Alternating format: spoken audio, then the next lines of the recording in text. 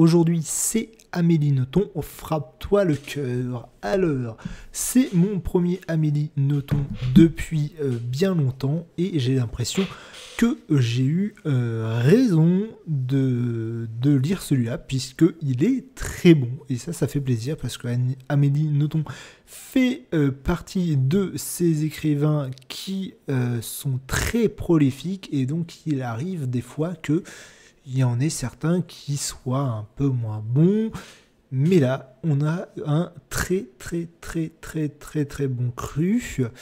Alors, frappe-toi le cœur. Et bah on nous a introduit déjà le début, le principe du début, moi j'adorais.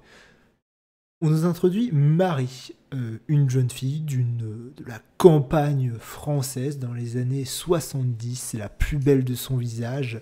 On nous explique qu'elle aime bien que les gens la regardent, l'envient. Et cette Marie, qui nous est présentée comme le personnage principal du récit, tombe enceinte et met au monde la petite Diane. Et là c'est cool.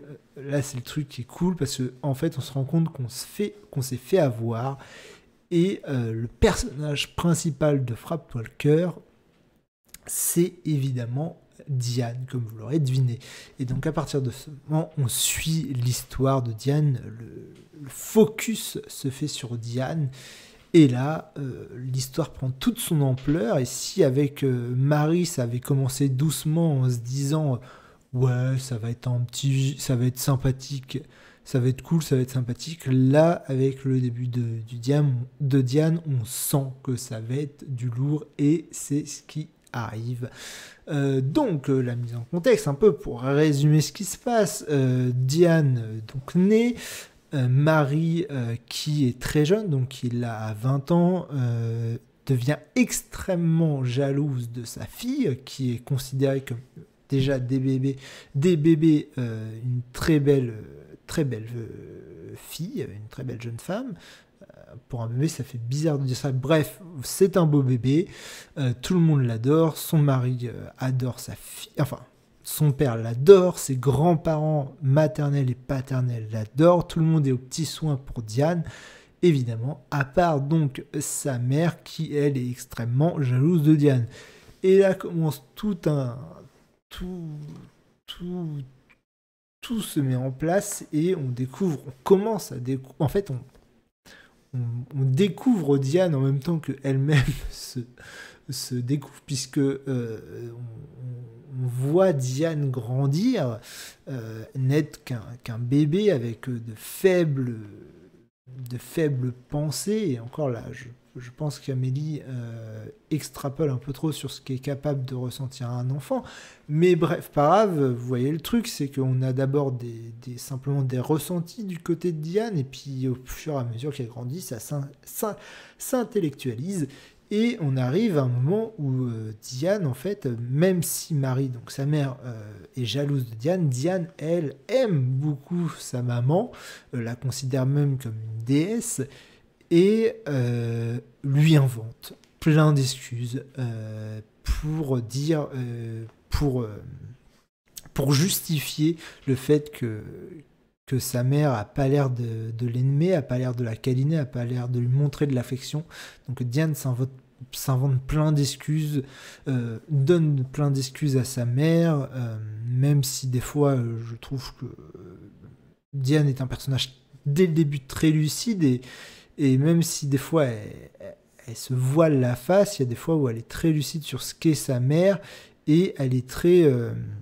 elle a une gentillesse envers sa mère et même si des fois elle sait que sa mère fait quelque chose de mal, elle lui en veut pas, comme elle sait comment fonctionne sa mère, Diane se rend très compte, enfin ses grands-parents maternels expliquent à Diane très tôt que sa mère est jalouse et Diane le comprend très bien et ça la gêne pas, ça même lui permet de justifier que sa mère est comme ça et Diane considère que sa mère en fait l'aime et voilà donc elle est comme ça. Au bout du deuxième, voilà, Marie retombe enceinte, donc Diane va avoir un petit frère, Nicolas, et Marie aime Nicolas, lui montre de l'affection, et là, même à ce moment-là, Diane, se dit, bah c'est normal, ma mère elle était jalouse de moi, mais je suis une fille, et donc c'est un peu pour ça qu'elle est jalouse de moi. C'est normal qu'elle soit avec Nicolas plus affectueuse qu'elle ne l'est avec moi. Donc voilà, encore une excuse, on excuse encore Marie. Mais vient l'arrivée de Cécilia, donc le troisième enfant de Marie, et donc la sœur de Diane. Sauf que là, Cécilia, c'est la petite fille de Marie. C'est vraiment sa protégée. Elle l'aime de tout son cœur. Elle la couvre de baisers. Elle est vraiment ultra affectueuse avec sa fille, beaucoup plus qu'elle ne l'est avec Nicolas, où elle était déjà affectueuse avec Nicolas. Là, Marie est incapable de se séparer de Cécilia, elle la prend tout le temps dans ses bras, etc. Elle est toujours sur elle. Et évidemment, Diane, là, n'arrive plus à trouver d'excuses à sa mère, ça lui brise le cœur, littéralement, à la limite. Et donc elle est anéantie de voir sa mère qui, comme ça, reste froide à son égard, mais couvre d'affection sa petite sœur Cécilia. Et donc Diane ne peut pas le supporter et décide d'aller habiter chez ses grands-parents. Et donc là commence le grand moment où elle rentre en froid avec sa mère. Même si Cécilia, elle, est en admiration devant sa grande sœur, mais comment dire, Marie intrigue pour que Cécilia ne se rapproche pas trop de sa grande sœur et reste dans le giron de sa mère. C'est vraiment une mère poule. Elle étouffe Cécilia. Hein. C'est pathologique, c'est grave. Et Diane s'en rend compte. Diane, elle, de toute façon, est chez ses grands-parents. Elle est tranquille chez ses grands-parents. Même si ça lui brise le cœur au point que Diane fait une tentative de suicide. C'est clairement ça. Hein. Et lors de sa tentative de suicide, enfin, comme je dis, c'est une tentative, elle s'en sort, elle va à l'hôpital et elle rencontre un docteur. Et là, ce docteur comprend tout de suite ce qui se passe avec la petite fille. Et donc, il aide comme il peut la petite fille. Alors, c'est très simple, mais ça marque Diane. Et Diane décide de devenir médecin. Et donc, arrive le moment du collège où là, du rapport avec sa mère et de son enfance, Diane, quand même, en ressort avec voilà, une certaine... elle a eu le cœur brisé, elle a beaucoup de mal à digérer ce qui s'est passé avec sa mère. Et effectivement, même si c'est un reproche que lui fait sa mère, de dire que Diane est assez froide, effectivement, Diane est assez froide, elle ne se mêle pas aux autres, elle ne se mêle pas à ses camarades, elle reste concentrée sur ça lui permet de rester concentrée sur son objectif d'être médecin, elle étudie beaucoup, donc le collège se passe, où il n'y a rien de transcendantal qui arrive le lycée, où là quelque chose change, elle rencontre Elisabeth, qui deviendra donc sa meilleure amie, avec qui elle va se confier, surtout l'histoire de son enfance, l'histoire tragique de son enfance. Elles deviennent meilleures amies. Diane passe beaucoup de temps chez Elisabeth, puisque les parents d'Elisabeth adorent Diane. Ils adorent leur fille, mais ils adorent Diane aussi, donc ils sont ravis que ces deux jeunes filles soient amies. Et c'est aussi le lycée du deuxième grand traumatisme pour Diane, ses grands-parents qu'elle adore, ses grands-parents qui l'ont élevée, hein, puisque quand elle s'enfuit, plus ou moins enfuie de chez elle, c'est eux qui l'ont accueillie, meurent dans un accident de voiture, au point, et c'est la deuxième cas, son cœur se casse encore à Diane, et au point où elle passe une semaine à l'hôpital. Là, une fois encore, le médecin qui l'avait plus ou moins sauvé de sa tentative de suicide revient. Le médecin discute avec Elisabeth, comprend mieux la situation et fait en sorte que Diane aille habiter avec sa meilleure amie, avec Elisabeth, chez les parents d'Elisabeth. Là, se passe une période qui se passe très bien pour Diane, quoi. Tout va bien, elle est avec Elisabeth, sa meilleure amie, il se passe plein de choses, elle devient même un peu plus sociable, elle devient même aussi une très très belle jeune femme. Et donc arrive le moment de l'université, et donc elle va en médecine, ça c'est pas étonnant, et elle rencontre Olivia,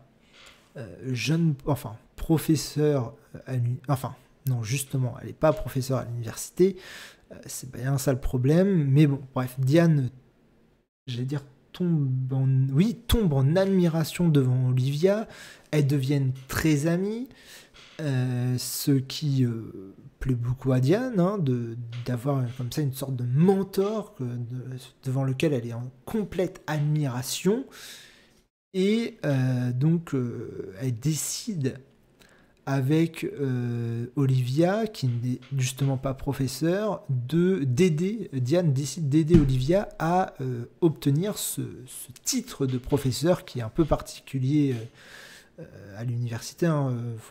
Professeur, c'est vraiment un titre particulier.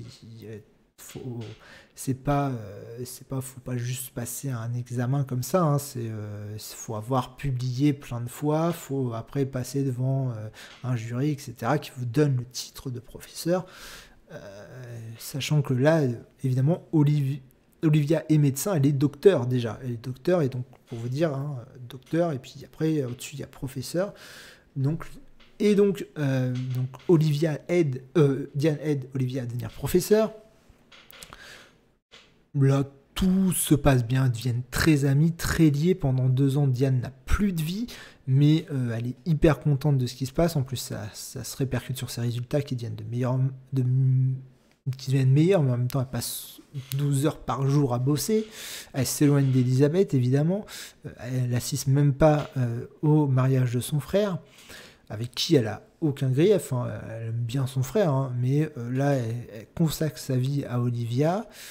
Et quand Olivia devient enfin professeur, les ennuis commencent pas, mais Olivia commence à montrer son vrai visage, et on comprend très vite que Olivia est un professeur comme un autre, un professeur universitaire comme un autre, même peut-être encore plus odieuse, que au final elle a pratiquement manipulé Diane pour avoir en fait un esclave à son service qui lui ferait tout, puisqu'elle vient demander par exemple à Diane de faire la moitié de ses cours pour la décharger de son travail pour soi-disant faire de la recherche, mais en fait elle rentre dans les sphères de pouvoir de l'université.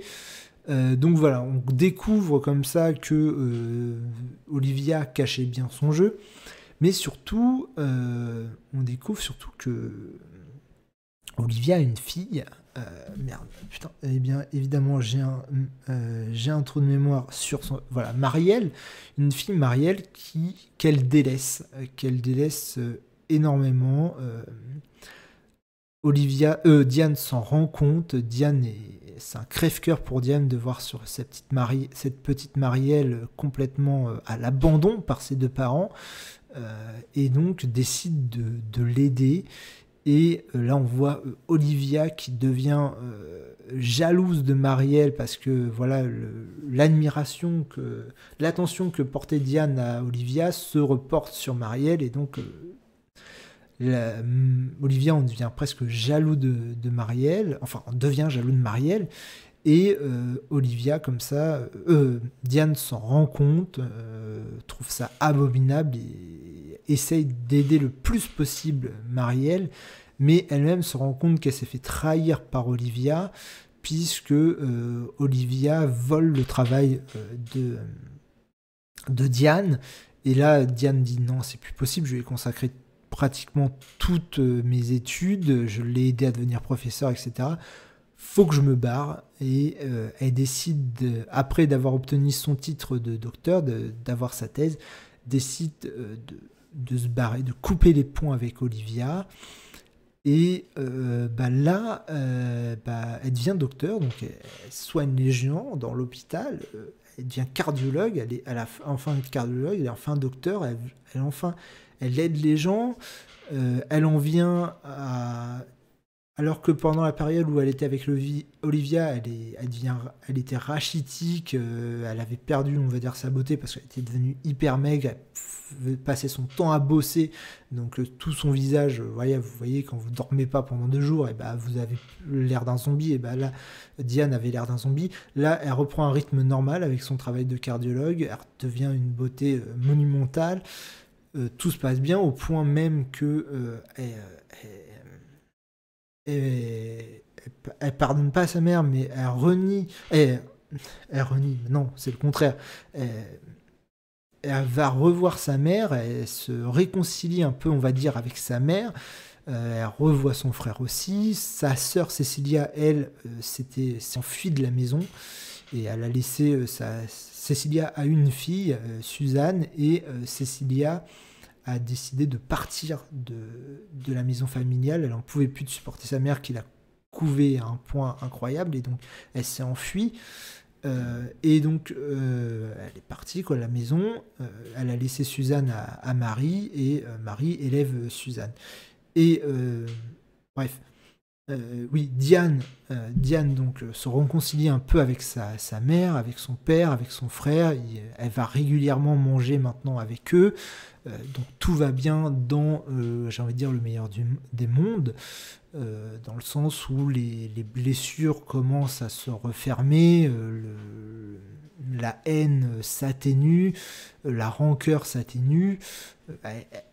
Elle re-rentre dans un cercle positif, j'ai envie de dire, sa vie se passe bien, quoi. Jusqu'à ce qu'elle reçoive la visite des policiers qui lui annoncent que, donc ça se passe pas mal de temps après, hein, et elle reçoit, on lui apprend que Olivia a été tuée de 20 coups de couteau dans le cœur, ce qui est beaucoup. Et évidemment, même si Diane connaît l'identité de l'assassin, ne dit rien, ne fait comme si qu'elle savait... Enfin, elle sait vraiment rien, puisqu'elle a coupé les ponts avec Olivia, elle a juste deviné, quoi, mais donc elle a rien à dire aux flics, elle dit juste... les infos qu'elle avait, et elle dit pas ah mais ça se trouve c'est elle qui l'a tué. Non, elle ferme sa gueule parce que elle sait ce qui s'est passé, et elle veut aider l'assassin, puisque l'assassin c'est évidemment Marielle. Et le livre se finit avec Marielle qui se retrouve à la porte de Diane, et Diane l'accueille dans la maison avec ces mots. Pour une fois, je vais dire, je n'ai nulle part où aller, dit Marielle, tu es ici chez toi. Voilà. Et ça se finit comme ça, et je trouve que ça se finit très bien, pas dans le sens... Pour Marielle, non, elle a tué sa mère, ça se finit pas super. En tout cas, pour Diane, elle, ça se finit très bien, hein, dans le sens où elle a une vie stable, même si Marielle va un peu bouger cette vie stable, on comprend... que de toute façon le bouquin, on pourrait dire ah mais c'est une fin ouverte, maintenant que Marielle et Diane sont là, il va y avoir des problèmes avec la police, etc.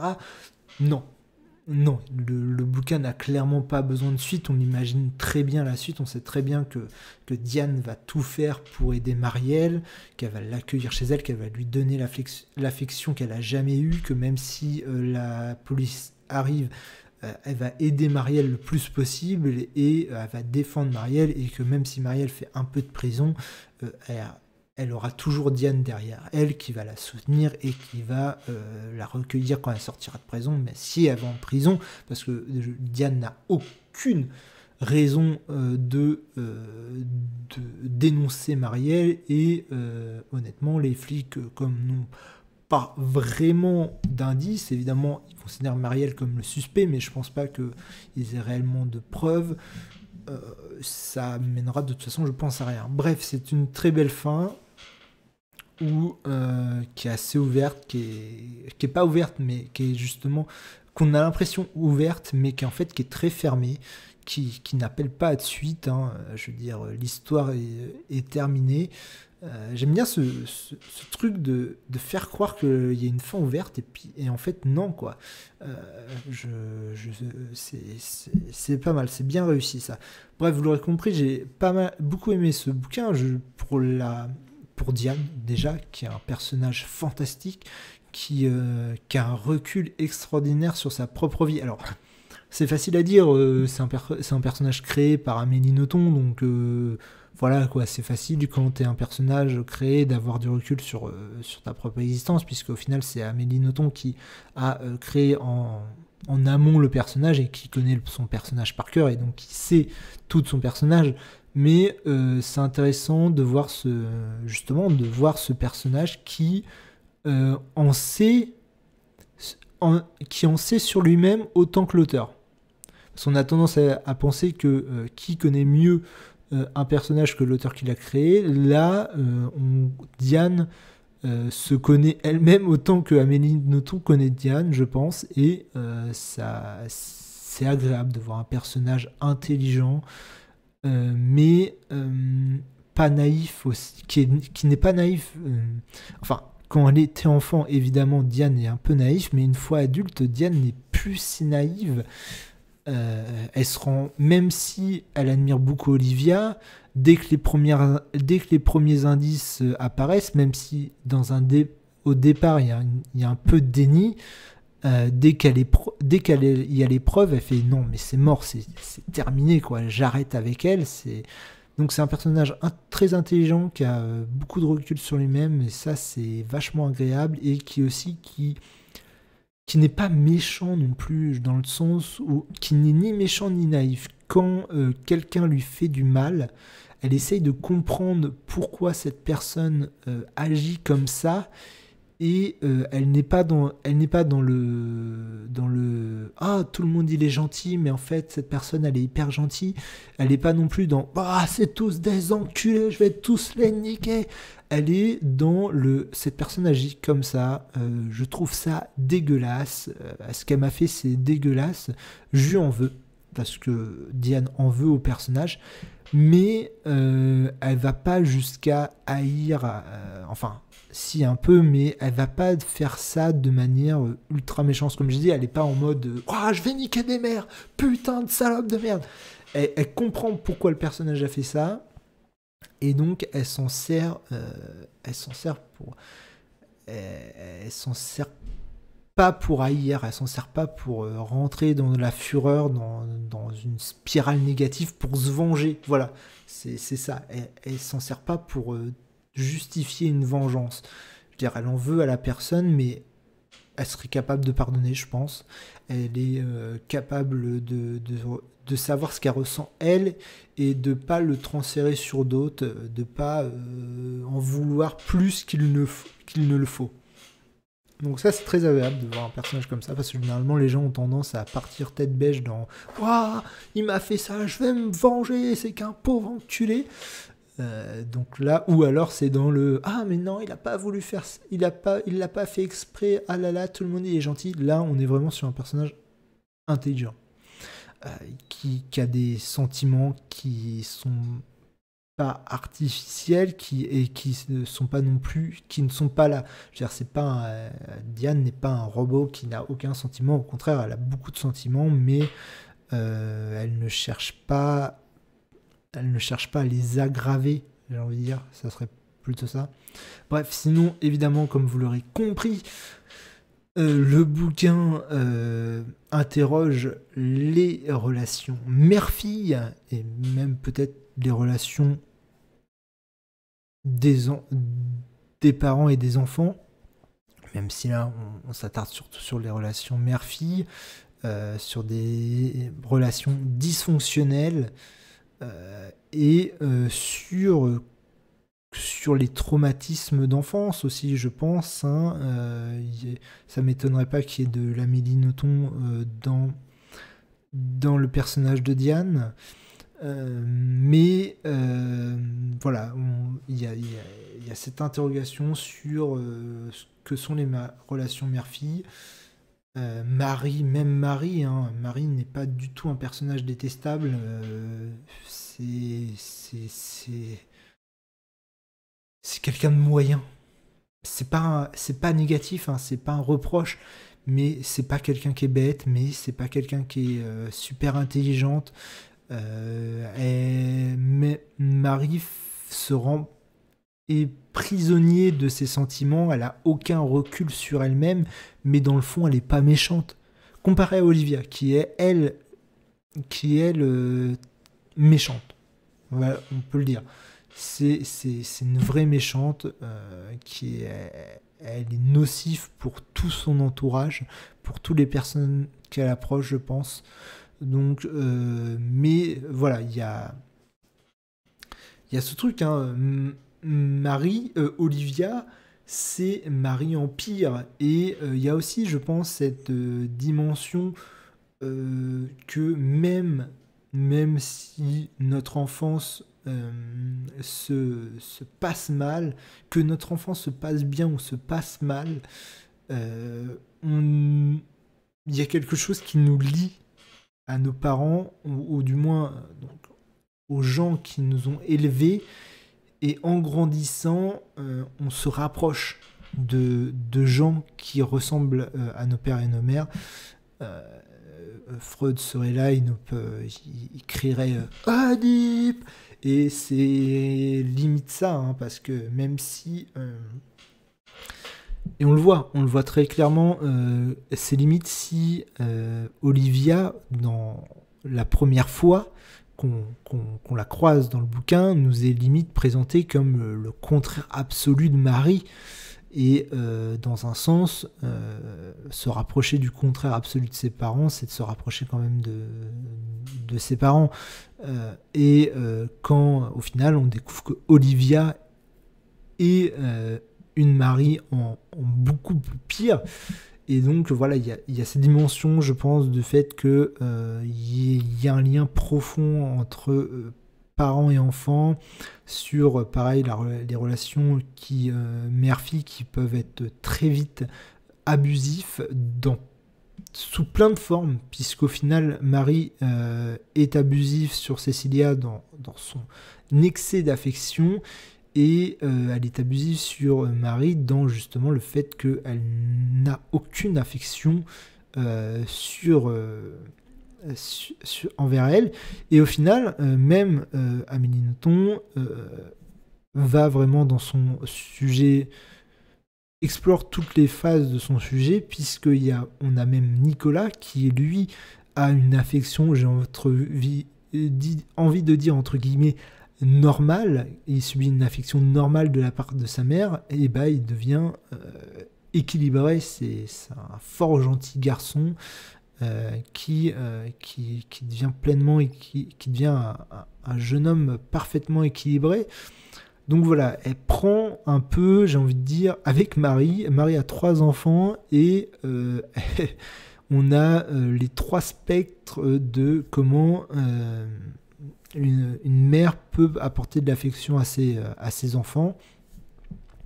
Même si Amélie vraiment pose son focus sur Diana, peut-être parce que c'est ce qu'elle connaît le plus.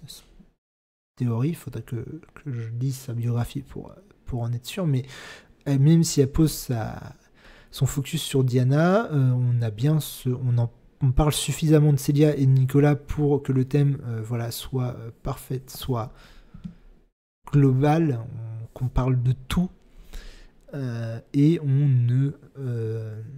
ne mettra jamais assez en avant la notion d'équilibre, hein. Même si au final tout est bien qui finit bien pour Diane, puisqu'elle devient une personne parfaitement équilibrée, qui a ses défauts comme ses qualités.